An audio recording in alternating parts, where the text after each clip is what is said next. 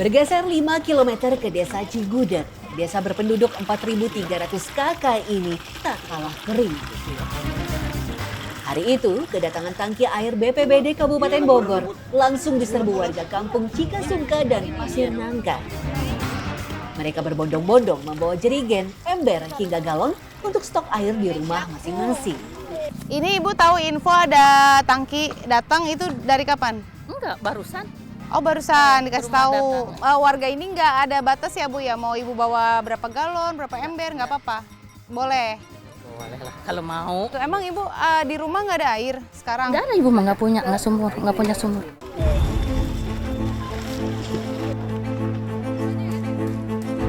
Saya mengikuti Susi yang tinggal bersama ibunya Mariati yang sudah sepuh. Mereka membopong wadah air dengan bambu untuk diangkut ke rumah. Tak semua rumah krisis air, tapi tak sedikit pula rumah seperti Mariati dan Susi yang tak punya sumur bor sehingga hanya mengandalkan air sungai. Saya ngikut nih, bolak-balik sih. Ibu udah berapa kali? Ini udah yang kelima. Yang kelima? Udah pakai udah 6 ember. Oh, Alhamdulillah udah penuh airnya. ini udah penuh sekarang di dalam. Udah pada penuh. Ibu mau ngambil lagi? Udahlah, udah cukup. Oh, udah cukup. Mobil tangki ini berkapasitas 5.000 liter air. Belakangan, permintaan air bersih di wilayah Kabupaten Bogor cukup tinggi, mencakup 21 kecamatan. Sementara dalam sehari, mobil tangki air BPBD hanya mampu menjangkau 2 hingga 3 kecamatan saja. Memang setiap tahun dulu itu keluhan-keluhan dari warga itu ketika musim kemarau tiba itu selalu ada. Karena memang di desa kami itu air bersih itu menjadi faktor yang selalu menjadi masalah setiap musim kering tiba.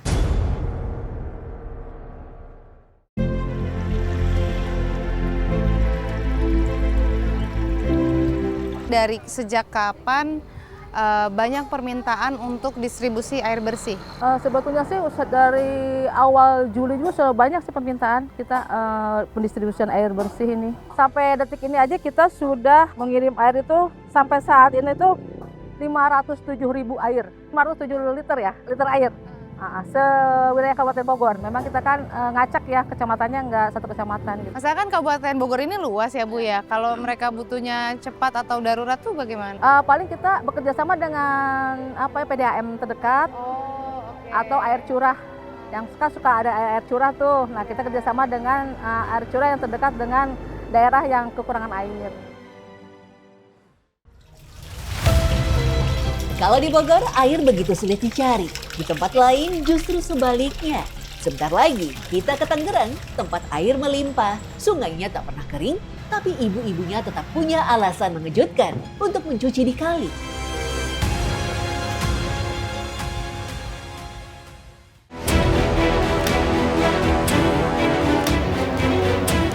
Sekitar 100 km dari sawah-sawah kering Bogor, ada pemandangan yang sepenuhnya berkebalikan. Di sini, sungai tetap mengalir, air seakan tak pernah habis. Tapi justru di tempat yang airnya melimpah inilah kami menemukan ironi yang tak kalah membingungkan. Di sepanjang anak sungai Kali Teluk Naga, aktivitas mencuci pakaian berlangsung masif. Puluhan warga, termasuk buruh cuci harian seperti Bu Sawiyah, memilih mencuci baju di kali tercemar sampah dibanding di rumah. Permisi Ibu, ini jemurannya Ibu? Iya, jemuran saya, tapi baju orang gitu kulit. Baju kulian orang, kan saya kulit nyuci. Oh Baju gitu, orang. Ibu kerjanya nyuci baju. Oh gitu. Terus ini beramai-ramai, ibu-ibu semuanya nyucinya di sini? Iya, ini jemuran saya ini. Ini kan air kali Bu, Iya, tiap hari nyuci di sini? tiap hari. Ya. Tiap hari? Emang kenapa nggak di rumah nyucinya? Kalau di rumah duduk pegel, kalau nongkrong jongkok pegel. Tapi di rumah airnya ada? Ada air. Saya cukup terkejut dengan masifnya aktivitas mencuci pakaian di sepanjang aliran anak Sungai Cisadane atau yang akrab disebut warga Kali Teluk Naga. Karena kalau diperhatikan, tak sedikit sampah yang ada di permukaan air. Tapi disinilah keseharian ibu-ibu mencuci baju. Mereka mengaku lebih nyaman dan terbiasa mencuci di kali dibanding di rumahnya sendiri. Bu, ini cetek. Oh. Coba ya. Punten Ibu, pegangin.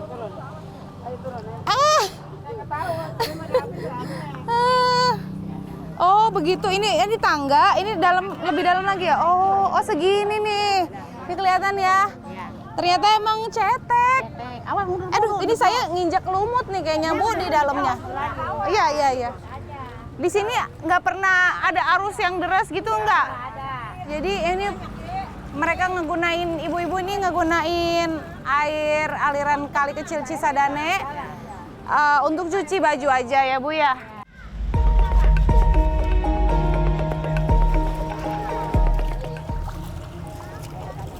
Ini airnya jadi terkontaminasi deterjen ya, wangi sabun ya Bu ya. Tapi bener buat nyuci aja nih Bu ya, bukan MCK di sini enggak?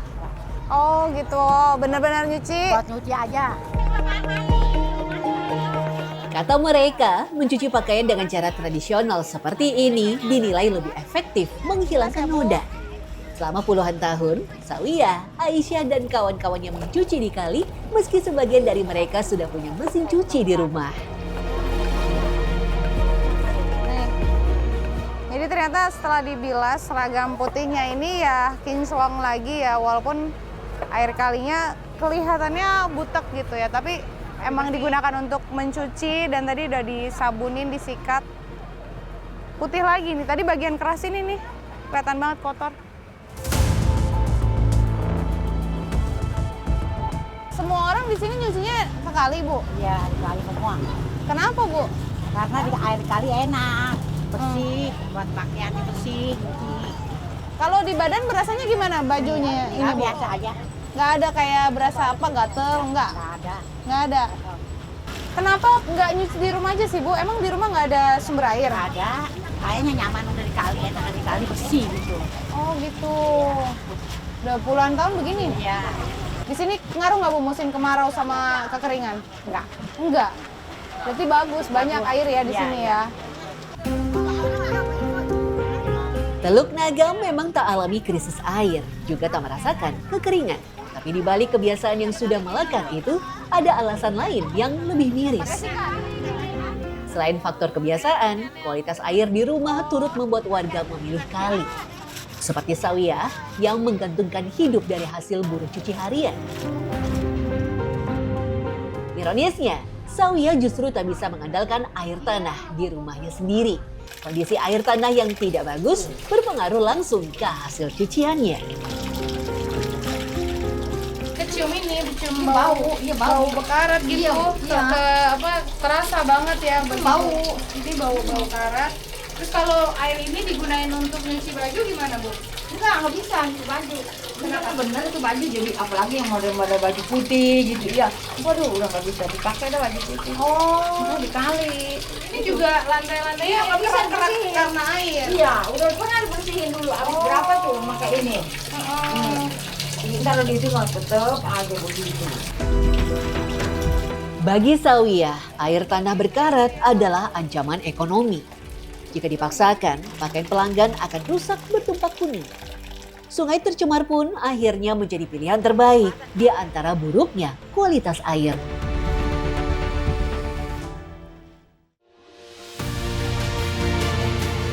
Dua tempat, dua kenyataan yang berkebalikan. Di Bogor, kota yang dijuluki kota hujan, Sukenti dan Maimunah justru memandangi sawah yang retak. Dan Wati harus mengais air keruh hanya untuk berwudu. Di Tangerang, airnya melimpah tak pernah kering. Tapi Sawiyah tetap tak bisa memakai air di rumahnya sendiri karena sudah berkarat dan tak layak. Disinilah ironinya, air sebenarnya ada di mana-mana. Tapi air yang benar-benar layak, yang bersih dan cukup, masih jadi barang mewah bagi sebagian warga kita. Kemarau adalah hukum alam yang pasti berulang. Namun keterbiaran tanpa solusi permanen adalah kelalaian yang tak boleh dipelihara. Warga tak hanya butuh bantuan darurat tangki air yang habis dalam 2 hari. Mereka membutuhkan aliran air bersih yang permanen, nyata, dan merata.